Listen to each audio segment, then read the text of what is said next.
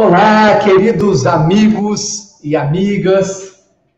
Estamos aqui, uma vez mais, no segundo programa, As Cartas do Evangelho, com a proposta de estudarmos as cartas do Novo Testamento. Estamos fazendo, como vocês já sabem, uma breve introdução para contextualizar as epístolas a partir do capítulo 7, da segunda parte da obra Paulo e Estevão, as epístolas. E hoje,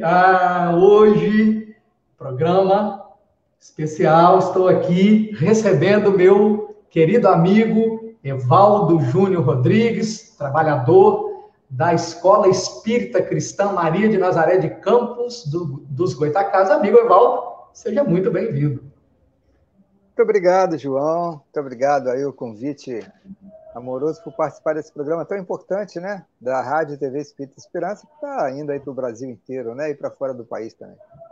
Uma honra participar, João. É isso. Bem, amigo Evaldo e aqueles que nos acompanham, né? No programa anterior, nós iniciamos, então, o estudo do capítulo 7, né? E pudemos ali perceber questões importantes, comportamentais, né, a respeito das personagens envolvidas em toda essa história, até chegar na confecção das cartas do Evangelho, né? Podemos, então, acompanhar o aborrecimento de Paulo, a mágoa de Paulo com os atenienses, porque ele esperava que, dentre aqueles de muita cultura, de muita inteligência, que o Evangelho ganharia campo fácil no meio das mentes mais esclarecidas. E, no entanto, quando ele vai abordar a questão da ressurreição, né, da reencarnação, da mediunidade, ele é meio que desprezado pelos atenienses. Isso tem um impacto em Paulo, né? Então ele retorna de Atenas, né, para a região da Acaia, e ali ele começa então a externar essa sua mágoa, essa sua tristeza, né? E ele reencontra com personagens importantes que fazem seus olhos brilharem da alegria do reencontro, né? O abraço amoroso, o abraço acolhedor, o abraço afetivo entre os membros da Boa Nova, né? E então nós paramos aí nessa breve retrospectiva do que foi o programa anterior, né? E hoje então nós vamos continuar o estudo com a participação do nosso amigo Evaldo Júnior. Então vamos lá, eu proponho, Evaldo, então, que nós leiamos o trecho inteiro, né? E que depois nós retornemos fazendo apontamentos aí. O que você acha? Muito bom, João. Uma boa proposta, sim? Por inteiro, muito bom. Depois a gente volta fazendo os apontamentos. Então, tá certo. Então, vamos lá. Bem, nós vamos botar o texto aí na tela, né? E vamos, então, fazer a leitura, né? Desejoso de reintegrar-se na serenidade de suas realizações ativas, olvidando a frieza ateniense, Paulo comentou o projeto da fundação de uma igreja em Corinto, ao que Áquila e sua mulher se prontificaram para todos os serviços.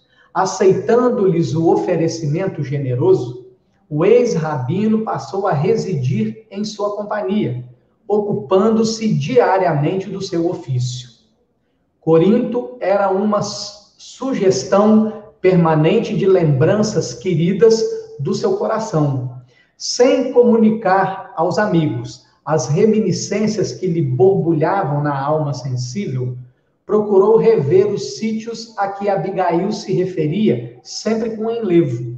Com extremo cuidado, localizou a região onde deveria ter existido o pequeno sítio do velho Joquedeb, agora incorporado ao imenso acervo de propriedades dos herdeiros de Licínio Minúcio.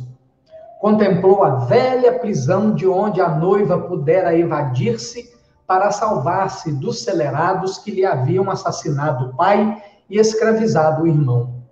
Meditou no porto de Cencreia, de onde Abigail partira um dia para conquistar-lhe o coração sob os desígnios superiores e imutáveis do Eterno.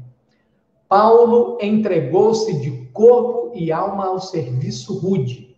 O laborativo das mãos proporcionara-lhe brando esquecimento de Atenas. Compreendendo a necessidade de um período de calma, induzira Lucas a descansar em Troade, já que Timóteo e Silas haviam encontrado trabalho como caravaneiros. Antes, porém, de retomar as pregações, começaram a chegar a Corinto emissários de Tessalônica, de Bereia e outros pontos da Macedônia, onde fundara suas bem-amadas igrejas. As comunidades tinham assuntos urgentes que requeriam delicadas intervenções da sua parte. Sentindo-se em dificuldades para tudo atender com a presteza devida, chamou novamente Silas e Timóteo para a cooperação indispensável. Ambos, valendo-se das oportunidades da profissão, poderiam contribuir de maneira eficaz na solução dos problemas imprevistos. Confortado pelo concurso dos amigos, Paulo falou pela primeira vez na sinagoga. Sua palavra vibrante logrou êxito extraordinário. Judeus e gregos falaram de Jesus com entusiasmo. O tecelão foi convidado a prosseguir nos comentários religiosos semanalmente. Mas tão logo começou a abordar as relações existentes entre a lei e o evangelho, repontaram os atritos. Os israelitas não toleravam a superioridade de Jesus sobre Moisés e, se consideravam o Cristo como profeta da raça, não o suportavam como Salvador. Paulo aceitou os desafios, mas não conseguiu demover corações tão endurecidos. As discussões prolongaram-se por vários sábados seguidamente, até que um dia, quando o verbo inflamado e sincero do apóstolo zurzia os erros farisaicos com veemência, um dos chefes principais da sinagoga intima-o com aspereza. Cala-te, paurador imprudente. A sinagoga tem tolerado teus embustes por verdadeiros prodígios de paciência. Mas, em nome da maioria, ordeno que te retires para sempre. Não queremos saber do teu Salvador, exterminado como os cães da cruz. Ouvindo expressões tão desrespeitosas ao Cristo, o apóstolo sentiu os olhos úmidos, refletiu maduramente na situação e replicou: até agora, em Corinto, procurei dizer a verdade ao povo escolhido por Deus para o sagrado depósito da unidade divina. Mas, se não a aceitais desde hoje, procurarei os gentios. Caiam sobre vós mesmos as injustas maldições lançadas sobre o nome de Jesus Cristo. Alguns israelitas mais exaltados quiseram agredi-lo, provocando tumulto. Mas um romano, de nome Tito Justo, presente à assembleia e que, desde a primeira pregação, sentira-se fortemente atraído pela poderosa personalidade do apóstolo, aproximou-se e estendeu-lhe os braços de amigo. Paulo pôde sair incólume do recinto, encaminhando-se para a residência do benfeitor, que pôs à sua disposição todos os elementos imprescindíveis à organização de uma igreja ativa. O tecelão estava jubiloso. Era a primeira conquista para uma fundação definitiva.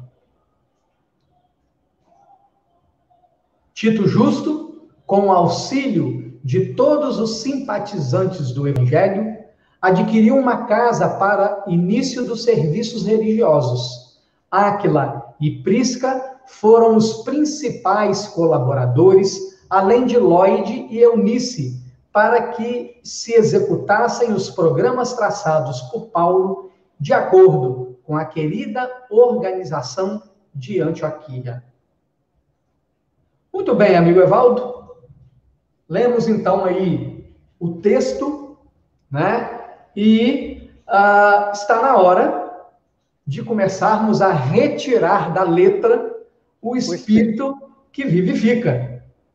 E aí, meu amigo Evaldo, o que é que você destacaria com a sua sensibilidade, com o seu olhar, com seu conhecimento e seu coração desse trecho que nós estamos nos propondo a dialogar a respeito?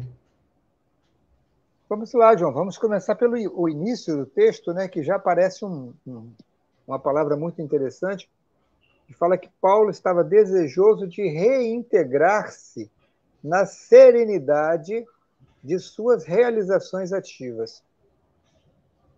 É muito interessante a palavra serenidade, né, João? Porque a serenidade, ela envolve a calma, a reflexão, ela envolve um juízo interno de uma verdade, que é diferente da palavra passividade.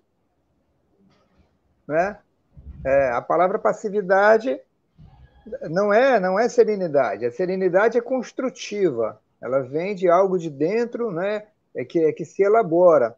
E a passividade, muitas das vezes, quando a gente vai olhar o significado das duas palavras, está voltado a deixar para os outros algo a fazer, algo que tenho a fazer. Então, a gente já começa muito interessante que ele fala assim, ele estava desejoso de se reintegrar à sua serenidade, na serenidade, as suas realizações ativas. É que interessante, João, porque realizações parece... Por que ele usaria a expressão realizações ativas, né, João? Não parece trabalho, amigo Evaldo? Ou seja, né, Paulo buscando pacificar-se, né, das suas mágoas, das suas decepções, das frustrações no trabalho? Seria isso, amigo Evaldo? Seria, exatamente, porque ele vinha, né, de uma experiência com os atenienses, né? Desagradável, em que ele foi praticamente refutado, né? Nessa experiência que ele teve, né? De compreensão. E a gente vê aí, eu chamo a atenção dessas realizações ativas, porque Kardec também faz uma pergunta aos espíritos, né? O que é trabalho? E os espíritos vão dizer que trabalho é toda ocupação útil. Né? Então, é muito interessante essa colocação de realizações ativas, de trabalho, ligado a trabalho, né? Isso, amigo Evaldo, me leva a pensar nos motivos que nos levam a um centro espírita. Né? Considerando que o centro espírita é um núcleo, né? Emmanuel vai chamar o centro espírita de universidade do espírito. Né? Então, ou seja, um local onde nós estamos aprendendo a nos conectar definitivamente com Deus. Né? E aí, meu amigo Evaldo, a gente, pela convivência com companheiros e companheiras do movimento espírita, né, a gente percebe que os motivos que levam as pessoas ao centro espírita, muitas vezes são motivos desvirtuados daqueles que são realmente o trabalho em benefício do semelhante e a auto-iluminação. Né? Então, ou seja, companheiros que procuram o centro espírita por fuga do lar, né? Companheiros que procuram o centro espírita muitas vezes para aliviar a consciência de culpa, porque sabem que já poderiam estar produzindo mais e não estão produzindo tanto que podiam, né? Estão muitas vezes mais envolvidos com os valores da matéria do que os valores do espírito, né? Companheiros que vão buscar politicagem dentro do centro espírita, né? Competir, etc., enquanto nós estamos vendo que Paulo, no trabalho, vai aurir uma fonte de serenidade e de paz. O que te parece isso, meu amigo Evaldo? Exatamente isso. Porque Aliás, ele já, em uma outra expressão dele, ele havia dito, né, João, que a fé sem obra é morta, né? É muito importante, né? Então, a serenidade sem uma construção, ela é morta, não existe, né? Não sei se vocês sabem, quem está nos acompanhando, de uma experiência que Divaldo Franco teve com Joana de Ângeles, muito interessante, em que Edivaldo estava, num determinado momento, para ele, em silêncio, e Joana de Ângeles manda que ele se cale, né? Muito interessante. Então, muitas das vezes, a gente vê a frase silêncio é oração. Não, o silêncio só é oração quando é um silêncio construtivo, quando é um silêncio de interligação com Deus. Porque eu posso estar em silêncio e estar em guerra por dentro. Não está sereno, né? É verdade. Não é verdade? É Então, verdade. essa questão é muito sutil. É um estado de alma. Serenidade é um estado de estar sereno, de estar interligado, não é, com a lei divina, de estar com a consciência tranquila. Né? Então, aí vem essa serenidade. E essa serenidade tem que estar atrelada a um trabalho. Porque se eu não tenho um trabalho, como é que eu vou estar? Né? O fato de não realizar um trabalho já vai dizer os Espíritos. O fato de não fazer o bem já é fazer o mal. Está no livro dos Espíritos isso. Né? Então, Paulo vai atrelar a serenidade dele às realizações ativas. Ele vai Olha, aproveitar do próprio trabalho para formar a sua serenidade. E essa pois é. colocação que você E sabe fez, outra amigo coisa que me João? chama a atenção aí, amiga Val? É que é o Sim. seguinte, quando Emmanuel registra a mágoa de Paulo, né? Emmanuel fala textualmente que ele está magoado com o desfecho lá de Atenas. Perceba, medieval, que Paulo não nega para si o que sente, Uhum. né? Diferente de muitos de nós que, vestindo uma pseudo capa de superioridade que nós ainda não logramos alcançar, nós sempre Escamoteiam. queremos passar uma imagem que está tudo sempre muito bem, né, que nós já somos bem resolvidos, enquanto o baluarte do Evangelho assume o que sente, e exatamente por assumir o que sente, é que ele faz um movimento através do trabalho para retornar ao patamar da serenidade. Achei isso assim Muito muito interessante. expressivo, né? Para que a Muito gente expressivo. possa trazer isso para a nossa vivência também, né? É. Eu não sei se você conhece, João, um conto é uma lenda, né? Que um rei encomenda um quadro em que o artista pudesse expressar o que era a paz. Você conhece esse conto? Não E aí conheço. vários artistas, eles apresentam um quadro ao rei, né? Quadros lindos de natureza, quadros lindos de pôr do sol, quadros lindos de beleza, e ele passava olhando cada tela, né? Até que de repente ele vislumbra um quadro em que é pintado, o artista pinta. Imagina um tombo d'água, João, a violência de um tombo d'água, né? Aliás, você é de tombos, né, João? Próximo a tombos, né? Então, aquele Exato. tombo d'água. E aí o rei vai e fala assim: o quadro que para mim mais expressa a paz é esse. Aí eles perguntam, mas por quê, né? Uma água tempestuosa caindo ali, né? Porque o pintor ele pinta por trás daquela água caindo um ninho de passarinho. Ou seja, o passarinho cuidando de sua cria. Embora aquele barulho, aquela coisa toda, ali estava a paz. Interessante. Então, né? Nada bonito, né? Muito bacana essa lenda. Então, ele fala: isso para mim representa a paz. Então, a aurir a serenidade dentro da tribulação, né? Mesmo dentro do trabalho, né? É uma serenidade real. Não é uma serenidade de contemplação, não é? É mas é verdade. algo que se constrói por dentro. É muito interessante isso. Amigo Evaldo, eu vou voltar com um texto aqui para a tela, porque eu agora eu selecionei um trecho, né? E nós Sim. vamos fazendo esse bate-bola e vamos conversando sobre as partes que nós consideramos relevantes, né? Eu fiz até aí um destaque do texto, né? Então, ou seja, Paulo busca nas realizações ativas a serenidade, olvidando a frieza ateniense. Ele comenta o projeto da fundação de uma igreja em Corinto, ao que Áquila e Prisca, sua mulher, se prontificaram para todos os serviços. Aí eu selecionei aí, Evaldo, o aceitando-lhes o oferecimento generoso, né? Por que eu selecionei especialmente pensando no aceitando? Né? E eu vou tirar o texto aqui para a gente voltar né, o bate-papo.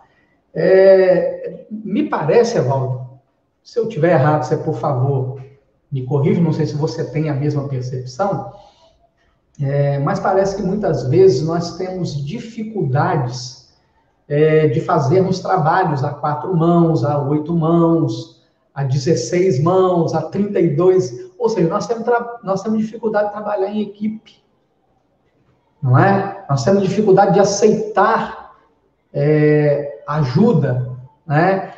De que pessoas se incorporem a um projeto, a uma ideia, né? E que nós acolhamos com generosidade, com humildade acima de tudo, né? As falas dos companheiros que muitas vezes vão nos trazer pontos de vistas diferentes, que de uma forma ou de outra vão nos enriquecer e talvez permitir até que o trabalho talvez num formato diferente daquele que a gente imaginou originalmente, né, possa ser até executado de maneira melhor. O que te parece, meu amigo Evaldo? Perfeito, perfeito, João, né? Você veja assim, aceitando-lhes o oferecimento generoso. Muito interessante. A gente tem essa percepção de que não há uma construção sozinho.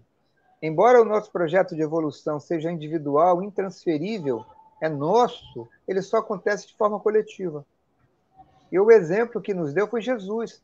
Ele poderia ter vindo à Terra e não precisaria necessariamente de ter 12 colaboradores. Mas ele faz dos 12 colaboradores exatamente um sentido para quê? O trabalho em equipe, olha só. Né? E cada qual se sentia dentro de uma missão que o próprio mestre usava, né? Se sentia corpo com Jesus. Isso é importante a gente perceber, que a mensagem, ele trouxe essa mensagem para nós. Olha, a construção, ela se dá de forma coletiva. Ela é individual, intransferível, mas ela se dá de forma colaborativa, né? Até porque, que beleza, né, João? A gente vê que o arco-íris é um sincronismo de cores, né? O mundo é um sincronismo de cores, de sons, né? O trabalho, a natureza nos ensina isso. A natureza é uma sinfonia de colaborações, seja de todas as espécies, de todos os reinos, de todas as formas, né? Para quê? Para que o homem, para que a espécie humana, o que seríamos de nós sem essa diversidade de coisa que nos cerca? Olha a importância da gente estar, né, num mundo de colaboração. Quando a gente entende isso, a gente toma essa ação tão bonita de Paulo, aceitar o oferecimento generoso. A gente se permite colocar naquele que aceita a colaboração do outro. Isso é muito importante, né? Muito importante mesmo. Muito bem, muito bom, João, a esse ponto de vista aí. Que é uma coisa hoje, né, João? E a gente fala para o Brasil inteiro, difícil, né? Normalmente a gente quer impor os nossos pontos de vista, né? Ainda essa semana, agora, numa live, eu repeti. Eu falei, olha só, o mundo cria escola de oradores, de pessoas que vão falar. É preciso, né, de oratória. Eu falei, é preciso a gente estabelecer uma escola de escutatória.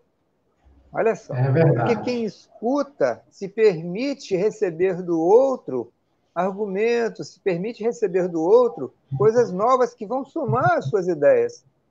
Não é? Então, é bacana essa questão de Paulo. E Paulo, sempre que podia, ele fazia isso. A gente vai ver no prosseguir do texto, né, João? Para a gente não adiantar, né? Isso, vamos lá, amigo. Agora você, o que você destaca aí? Logo após esse texto aí, né, que você colocou, João, eu frisaria aqui o final desse mesmo parágrafo, né? Ele fala assim, ó, aceitando-lhe o oferecimento generoso, o ex-rabino passou a residir em sua companhia. Aí ele bota assim, ocupando-se diariamente do seu ofício. Ó, obrigado por ter frisado aí, João. Ocupando-se diariamente do seu ofício. Olha só que coisa muito bacana, ocupar-se do seu ofício. A gente vive num mundo, João, muito interessante, que tudo dos outros nos chama atenção. E pouco da nossa tarefa a gente faz. Não é? É muito interessante. A gente está muito preocupado com o que o outro está fazendo, o que o outro está realizando, e se desconcentra do papel que nos cabe. Há uma passagem, João, muito interessante, na obra Boa Nova, aliás, uma das obras mais, segundo a biografia do Chico, que ele mais gostava, que é quando Pedro vai ouvir dos discípulos mais jovens, você deve conhecer essa página, Velhos e Moços, né?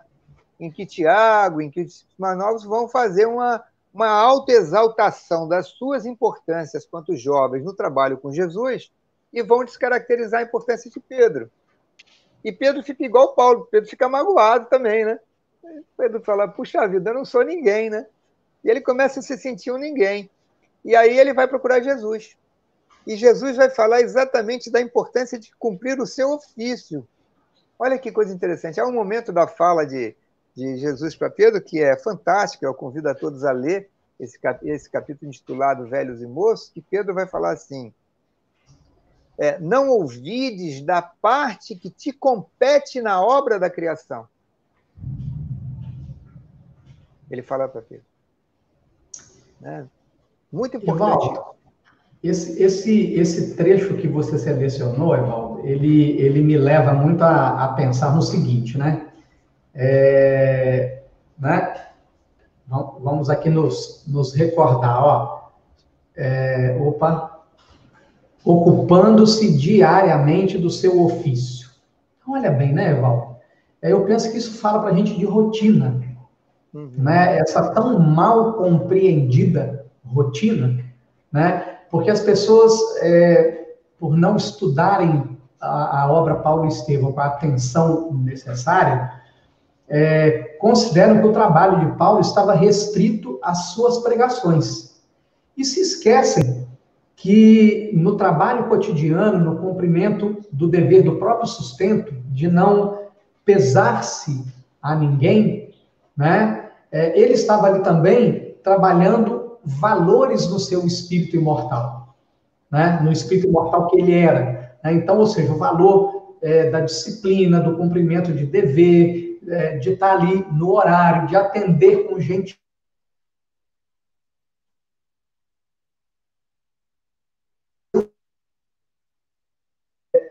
E isso tudo, de alguma forma, trabalhando esses valores no espírito imortal. Então, ou seja, quando Emmanuel coloca que ele trabalhava arduamente, a sensação que me traz, Evaldo, é exatamente nos convidando a transcender as paredes do centro espírita, para nós compreendermos que o trabalho para Jesus é onde nós estivermos, a hora que nós estivermos. Exatamente. O arado é da terra inteira, né, João? O arado não é o arado do centro espírita. Né? Aliás, é uma ponderação muito importante do Emmanuel, né? Então, o cuidar do nosso ofício é cuidar das nossas obrigações enquanto filhos de Deus na Terra, né? Que é o planeta que nos acolhe. Então, em todo instante, a gente está no cumprimento do ofício. Deve estar, ou deveria de estar no cumprimento do ofício, né? Isso é muito importante, esse texto dele aí.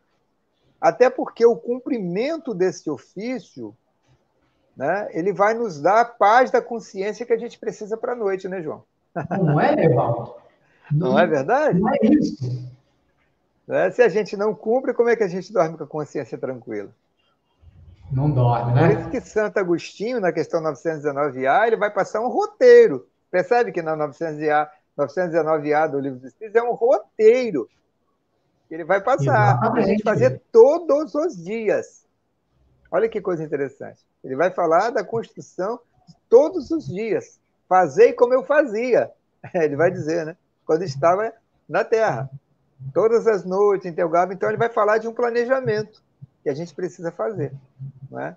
Certa ocasião, João, perguntaram a Emmanuel, está na obra do Chico, qual seria a diferença entre o homem gênio e o homem comum?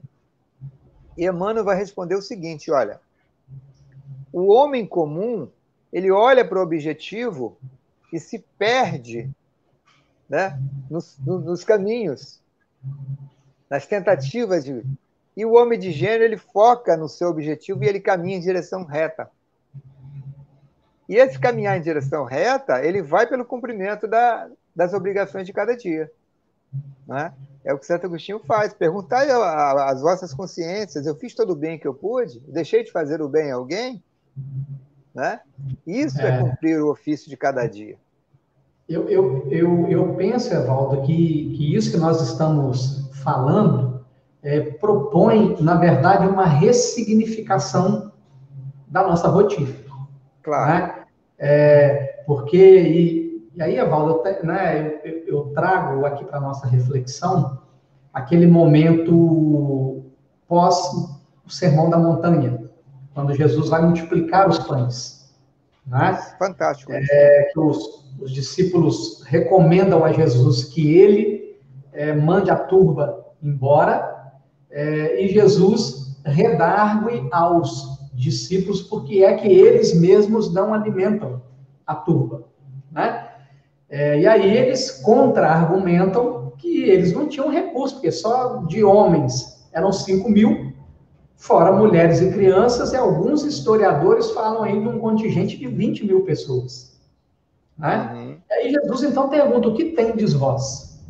E aí eles levam até Jesus 5 pães e 2 peixes. Aí, Evaldo, o que vem agora é para mim a proposta dessa ressignificação da rotina que está aí, nessa questão de Paulo trabalhar arduamente, você trazer a questão do cumprimento do dever, quando Jesus pega aqueles 5 pães e 2 peixes e ele olha para o alto. Esse olhar para o alto, para mim, Evaldo, tem o significado de Jesus transformar aquele momento, parecia um momento simplório, um simples olhar para o alto, né?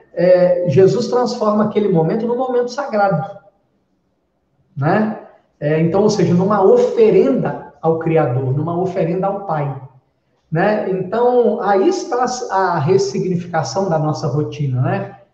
Que a gente tanto não compreendeu ainda o motivo de tudo ter uma rotina, né? Então, ou seja, a rotina está construindo hábitos em nós.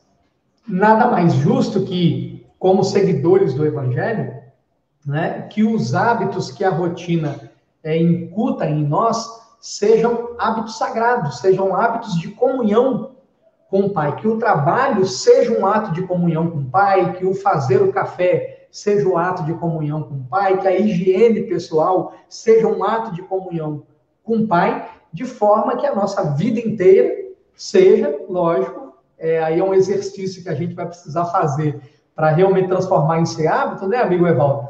Como Jesus, todos os segundos, todos os pensamentos, todas as falas, os sentimentos, as atitudes, sejam atos de comunhão com o Pai. Verdade, João. Né? Na verdade, orar trabalhando é a melhor oração que tem, né, João? Não é, meu amigo? Não é? É a melhor oração que tem. Amigo Evaldo, eu agora selecionei um texto aqui, né, a gente vai dar um certo pulo aí, e aí eu vou pegar aqui, né, então, Paulo está fazendo um tour pelos lugares que Abigail lhe contava, né, Turco saudoso, Ainda né, vou João? pegar aqui, ó. Contemplou a velha prisão de onde a noiva pudera evadir-se para salvar-se dos celerados que lhe haviam assassinado o pai e escravizado o irmão. Meditou no porto de Sencreia, de onde Abigail partira um dia para conquistar-lhe o coração. Olha, presta atenção, amigo Evaldo, e os amigos e amigas que nos acompanham, sob os desígnios superiores e imutáveis do Eterno. Desígnios superiores e imutáveis do Eterno. Isso, amigo Evaldo, me faz pensar mais uma vez na questão da rotina, né? Ou seja, por que eu estou na família que eu estou? Por que eu estou na cidade em que eu estou, na comunidade que eu estou, na casa espírita que eu estou, ou no grupamento religioso, seja de qualquer denominação em que eu estou, por que eu tenho a profissão que tenho, por que na minha profissão eu interajo com aquelas pessoas. Não nos parece aí, Evaldo, que há uma proposta de cumprimento desses desígnios divinos, enquanto muitos de nós negamos, rejeitamos, nos rebelamos mesmo de verdade a muitas dessas circunstâncias, situações e convivências? Perfeito, João. Sob os desígnios superiores e a palavra imutáveis do Eterno, né? Não somente os desígnios superiores, mas imutáveis. Muito, muito boa essa expressão aí, né? Que o Emmanuel utiliza para essa coisa. Isso que você falou é muito importante, a gente reconhecer a nossa importância dentro do meio. Na verdade, nós temos, João, tudo o que precisamos. Não é? Às vezes a gente fica esperando que algo aconteça para que a gente efetive o nosso trabalho. Mas, na verdade, isso já está ao nosso dispor. Basta a sintonia. Isso é importante. Basta estabelecer a sintonia. Né? Não tem a frase, quando o trabalhador está pronto... O trabalho aparece. Não é isso? Quando eu estou preparado em qualquer lugar, né, os desígnios superiores imutáveis do Eterno vão me dar a oportunidade, né, de construir. Então, isso é muito importante. A gente se colocar receptível com relação às forças de Deus, entender o nosso papel, para que a gente entenda que a gente deve, pelo menos, se esforçar para estar preparado em qualquer lugar que a gente esteja, João. É muito interessante isso. Às vezes a gente sai de casa para ir ao centro para cumprir uma tarefa.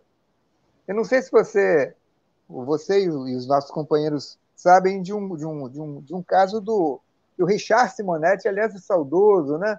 Espírita, escritor de Bauru. Ele conta de um médium, João, que ele estava apressado para ir para a reunião mediúnica. Olha, qual era o foco do médium? A reunião mediúnica da casa, tá? Só que no prédio em que ele morava, o que tinha? Tinha um rapaz em depressão. E aí, quando ele entra no elevador, olha só, o médium é acionado pelos espíritos que dizem assim para ele, ó, aperta o botão do sexto andar um pouco, conversa alguns minutos e depois vai para o centro. Ele hesita na hora e aperta o botão do térreo, porque ele tinha pressa.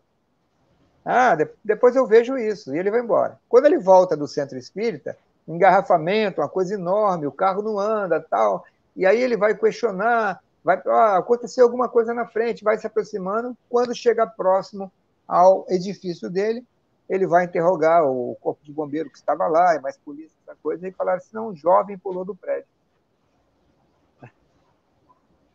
E quem era o jovem, João?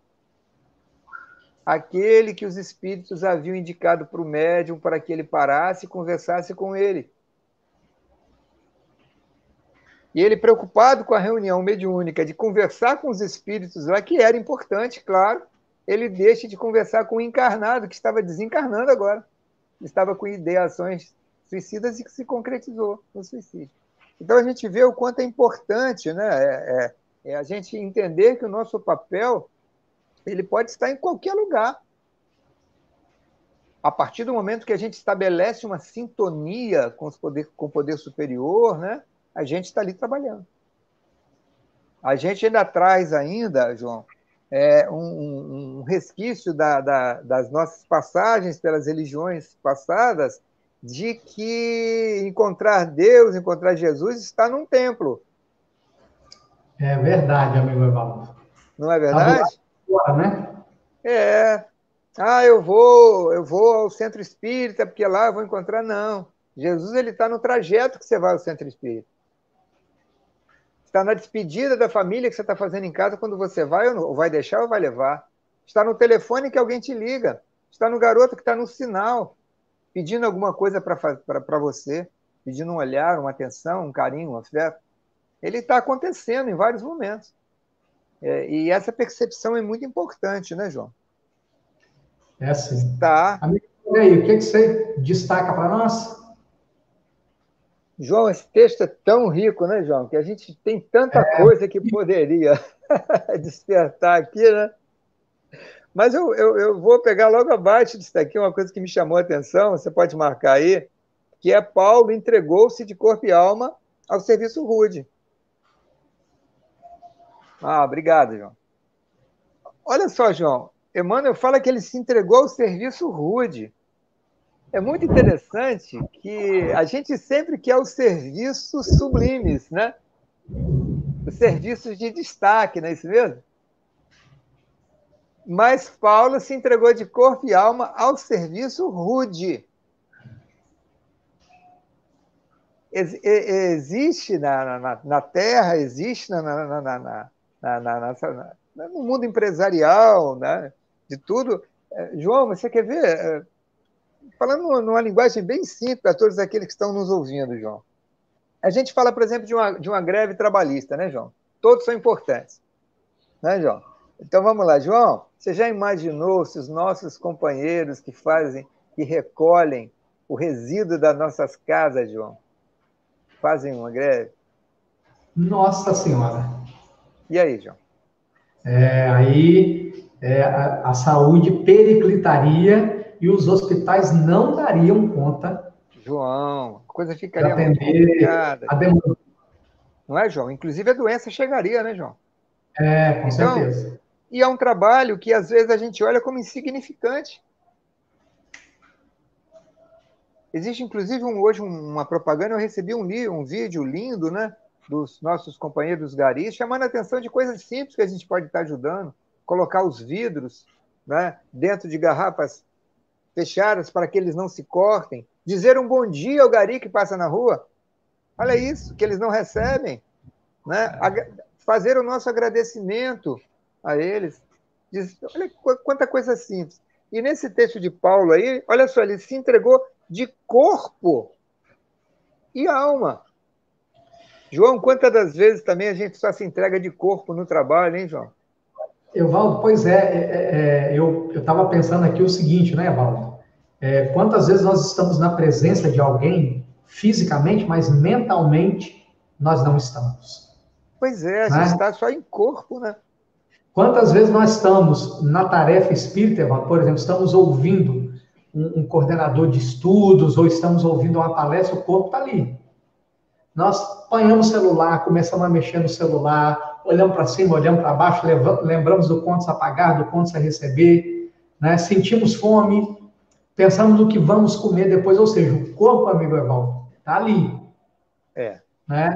A alma não está. E aí, amigo Evaldo, eu penso assim, que essa experiência de o corpo estar presente e a alma não, ela é uma experiência incompleta. O que você acha, amigo Evaldo? Porque, né, ou seja, nós não conseguimos apreender todas as nuances da experiência que nós estamos vivendo, porque a nossa mente não está ali. Ela está concentrada em outros conteúdos, né? Uhum. Que, inclusive, hoje, João, no tratamento da ansiedade, da depressão, que é a nossa área também, né, João? A gente vê na medicina integrativa a orientação da meditação, por exemplo, que é trazer a mente para o presente. Muitas das vezes a gente está realizando alguma coisa, mas, como se diz, a alma, né, não está presente. Então, a importância da gente estar integrando isso. E a gente observa que Paulo, ele se entrega em corpo e alma ao serviço rude. Que é outra coisa importante também. Não selecionar o serviço. Não achar que o serviço que a gente está fazendo é um serviço menor do que o outro. O serviço que a gente está fazendo, se bem feito, será. Não se mede um serviço, João, pela natureza do serviço, mas pela qualidade pela qual o serviço é feito. E isso torna todo o trabalho, seja ele qual for, Nossa, digno. poxa, nossa, isso aí torna todo o trabalho digno, né, João? É A gente vê, verdade. por exemplo, a gente pode ter um magistrado no alto ápice da carreira dele, mas, no entanto, não é o posto que dignifica o trabalhador, é o trabalhador que faz do posto o posto dignificado. Essa é a questão, né, João? É, Então, às vezes, a gente exatamente. fica muito preocupado com o cargo. Outra coisa importante, né, João? No movimento, a gente fica, às vezes, no movimento religioso, a gente vê essa preocupação, né? De estar ocupando um cargo. E as pequenas tarefas que precisam de colaboração, às vezes ficam por fazer. Então, eu apontaria esse texto, João.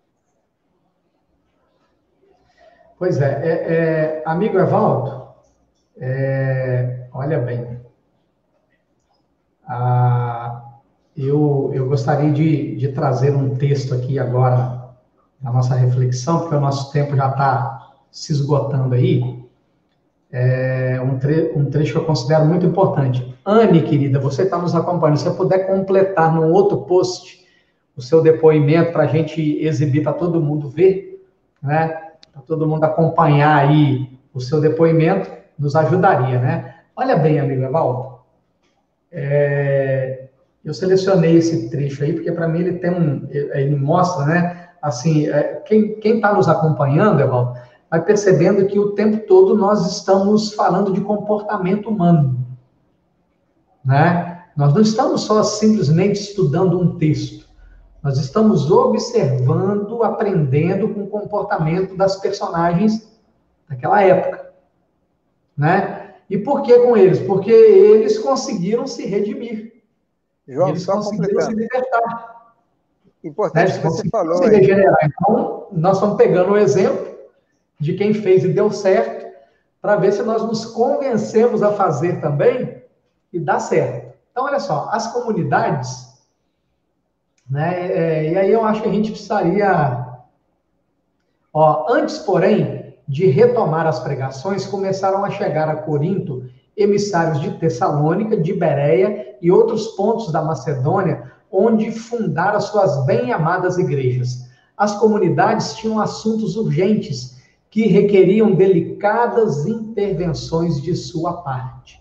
Sentindo-se em dificuldades para tudo atender com a presteza devida, chamou novamente Silas e Timóteo para a cooperação indispensável. E aqui, amigo Evaldo, eu gostaria de dar um relevo especial ao sentimento de dificuldade que Paulo experimenta.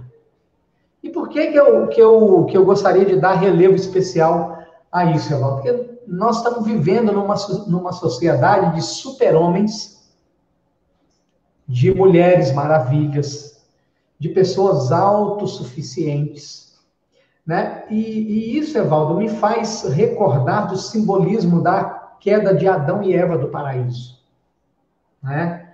Quando Deus cria o Éden, cria Adão, sopra ali na narina, depois viu que Adão sozinho não era bom, cria uma companheira, de um lado do riacho a árvore da vida, do outro lado do riacho a árvore do conhecimento do bem e do mal, e a ordem para que eles não comessem a árvore do conhecimento do bem e do mal.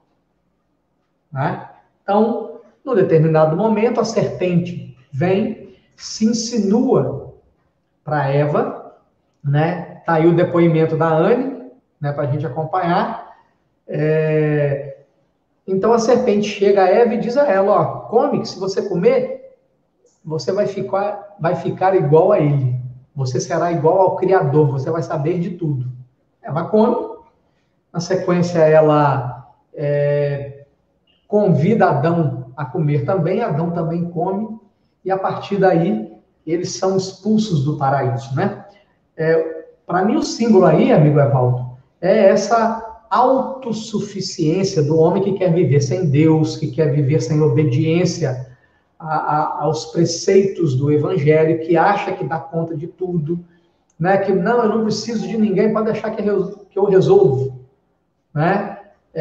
Então, ou seja, e Paulo, nós não estamos falando de qualquer trabalhador da Boa Nova, nós estamos falando de Paulo, né? Então, eu vou até botar o texto aí na tela de novo, amigo Evaldo. Ó, Paulo sente dificuldade.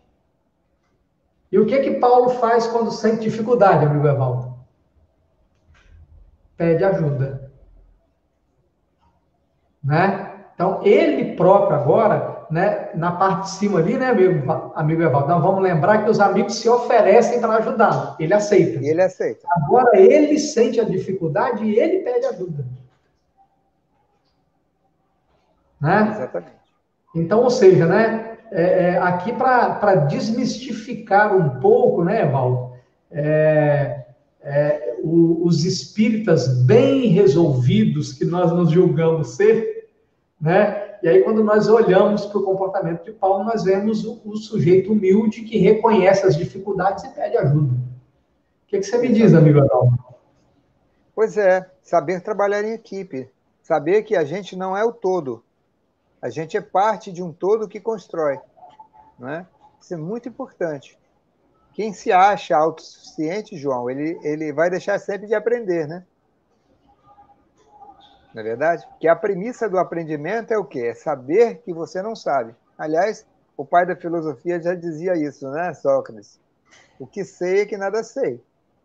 A grande verdade é essa, né? Então, aquele que julga que sabe tudo, que é o dono como se diz, ele nunca vai conseguir, vamos assim dizer, um crescimento maior, porque ele não vai se colocar na condição de receber e de aprender com o outro, né? Isso é muito importante, essa participação. Então, a gente vê aí que, nesse momento, Paulo ele chama novamente Silas e Timóteo para uma cooperação. E é muito bom isso, né, João? Nossa, quando alguém nos pede alguma coisa, ou quando a gente se oferece, né? É fantástico quando a gente trabalha em equipe. É muito melhor, né, João? Querido amigo João, quando a gente constrói, conforme você disse no início do nosso encontro, 4 mãos, 6 mãos, 8 mãos, né? Quando a gente faz isso, do que quando a gente constrói sozinho. Ou seja, né, Valda, a gente vai percebendo que desde que Jesus traz a Boa Nova e ele escolhe os 12, depois esse núcleo vai se expandindo, né, e todos aqueles que vieram depois, como você tem dito muito bem, né, Valdo, é um trabalho colaborativo, e veja que, né, curioso, né, Valdo, você até recentemente era trabalhador de uma empresa multinacional, de uma grande corporação, né? E cuja filosofia é exatamente esse trabalho colaborativo, né? Uma grande engrenagem, né? Onde cada peça precisa contribuir com a sua parte para que o todo funcione. Se falha um, né, amigo Evaldo, todo o processo fica prejudicado. Né? Verdade. Eu entendo, amigo Evaldo, pode ser que o meu entendimento esteja errado, que na Boa Nova não é diferente. Né? Cada casa espírita, cada igreja, cada templo é uma mini comunidade de evangélicos, né? De seguidores do Cristo, cada um com as suas aptidões, cada um com as suas características, e com essa ideia da engrenagem, para que haja um encaixe e os desígnios imutáveis do Altíssimo possam se cumprir na vida de cada um de nós, né? Amiga Valdo, quer selecionar mais alguma coisa aí do texto para a gente... Eu queria, dentro do que você falou, João, falar rapidamente, o Wallace Leal Rodrigues tem um livrinho que eu não sei se continua sendo editado, e para o resto da vida. Nossa, Conheço. fantástico. É E tem lindo o livro. uma pasta lá, uma página lá, que o avô, a avó quer ensinar o neto, né, o valor do pequeno trabalho. E aí ele se apodera de um relógio e pede para o neto começar a tirar algumas peças. A gente imagina um despertador, né? Então ele tira uma peça, o relógio funciona. Tira outro, tira o vidro, né? E aí quando chega na engrenagem, ele pede para o menino tirar uma pequena pecinha. Quando tira a peça, o relógio para. Aí ele fala, tá vendo? Às vezes a gente tem uma pequenina tarefa para fazer. Não são as grandes coisas, às vezes, que param. Mas essa pequenina peça que você tirou foi o suficiente para que toda uma máquina parasse. Bonita essa simbologia, né, irmão João? Muito, muito, Muito muito, bonito, muito. né? Muito E bonito. uma outra coisa que a gente precisa ter consciência, Padre Emmanuel nos chama a atenção para isso, é que, por exemplo, se nós olharmos para trás, né, onde está hoje a Casa do Caminho? E onde estão as igrejas que Paulo fundou? Todas elas foram levadas pelas areias do tempo, né? O que nos leva a concluir, amigo Evaldo, que essas dificuldades, esses percalços, esses tropeços, mas também os acertos, as conquistas, as vitórias, né, em torno do trabalho são um laboratório, não é? É um laboratório aonde nós vamos aprendendo a arte da caridade, aonde nós vamos combatendo as nossas más imperfeições e onde essas dificuldades, limitações, obstáculos, etc., acabam se constituindo em nossos grandes professores de espiritualidade e de caridade, não é, amigo irmão? Verdade, verdade, verdade. Verdade, João. Eu acho que aprender, né, com a vida, ou estar disponível ao aprendizado da vida, é que faz a grandeza de um espírito, né? É verdade. A gente se colocar como alguém que tem muito a aprender, que É, precisa muito aprender, né? e na verdade, né, amigo Evaldo, assim, quando a gente vai conseguindo retirar da letra o espírito que vivifica, a gente facilmente compreende que o planeta Terra é, sim, uma grande escola. Uma grande. Nós não viemos aqui a turismo, nós não estamos de férias, a proposta não é só gozar os prazeres sensoriais, ter projeção social, poder político, econômico. Não. Nós estamos aqui num curso de autoaperfeiçoamento, onde crises, dificuldades, obstáculos, né, perseguições, calúnias, mas também os amigos queridos, os irmãos que nós reencontramos na trajetória, os amores, os filhos, os cônjuges, né, nos ensinam sobre outro aspecto, né? Então nós temos um aprendizado num aspecto, vamos dizer assim, de maior exigência, né, que nos cobra mais, que nos exige mais, mas temos também um aprendizado mais doce com aqueles que são nossos irmãos de caminhada. Não é, meu irmão? Com certeza, meu irmão. Com certeza.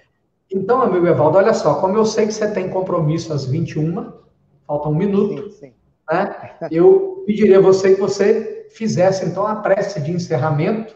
Peço desculpa que nós esquecemos da prece de abertura, tal a alegria e a empolgação do encontro, né? Se pudesse, então, fazer para nós a prece de encerramento, né? E convidando aqueles que nos acompanharam hoje a estarem conosco novamente semana que vem.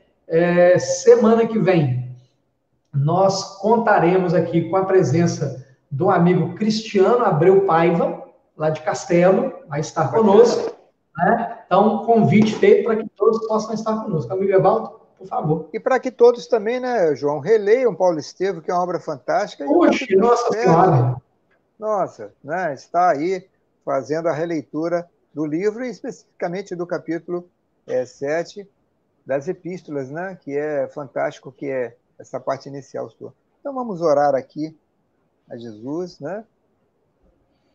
Querido Mestre Jesus, amigos espirituais que nos acompanham no trabalho de regeneração do nosso planeta, nossos anjos, espíritos protetores que estão conosco nesse processo que nós firmamos um dia antes de virmos à Terra para um trabalho, de sermos pessoas melhores. Mestre Jesus, que o seu Evangelho, em espírito, em amor, possa ressoar nesse instante de dor que a humanidade está passando, como sinais de alerta aos corações de que só o amor constrói, só o amor estabelece pontes reais, seguras, no momento das aflições.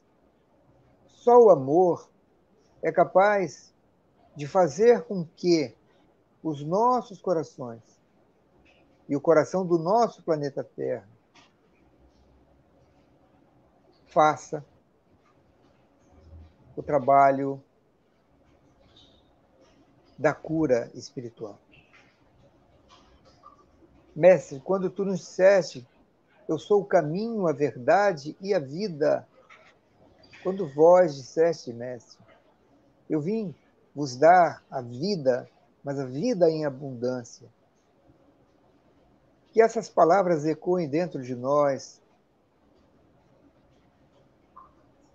balançando o nosso coração, nosso sentimento, para que percebamos, Senhor, por dentro, no sentimento, de que o Evangelho não representa só um texto de letras mortas, mas um manancial, um norte, um local onde o reino de Deus está dentro de nós, ecoa e nos chama para esse despertamento espiritual. Que sua paz esteja conosco nessa noite e que se espalhe por todos que estão nos acompanhando, em todas as partes do Brasil e fora do Brasil. Que esse amor invada cada residência, invada cada coração que está sintonizado nessa noite conosco. Muito obrigado pela presença, Senhor, sua entre nós. E esteja conosco hoje sim. Que assim seja, graças a Deus. Meu irmão, minha gratidão a você, não apenas por esse momento de hoje, né? Mas, enfim, nós temos uma história muito bonita nessa vida, certamente em outras que a gente não lembra, mas a nossa afeição mútua fala disso. Então, gratidão por você ter acolhido o convite. João, pelo convite. Sucesso pelo programa. Prazer, sua presença amiga, amorosa, suas reflexões. E aguarde, vão ter bis, tris, assim por diante. Que bom. Muito obrigado pelo convite. Muito obrigado, João. Muito obrigado a todos que estiveram conosco até agora. Tá? Então, tá certo. Agradecemos, então, a todos os que nos acompanharam na noite de hoje, que estiveram aqui conosco. Um forte abraço a todos e até a próxima semana com mais uma Cartas do Evangelho. Um abraço, forte abraço a todos. Forte abraço a todos.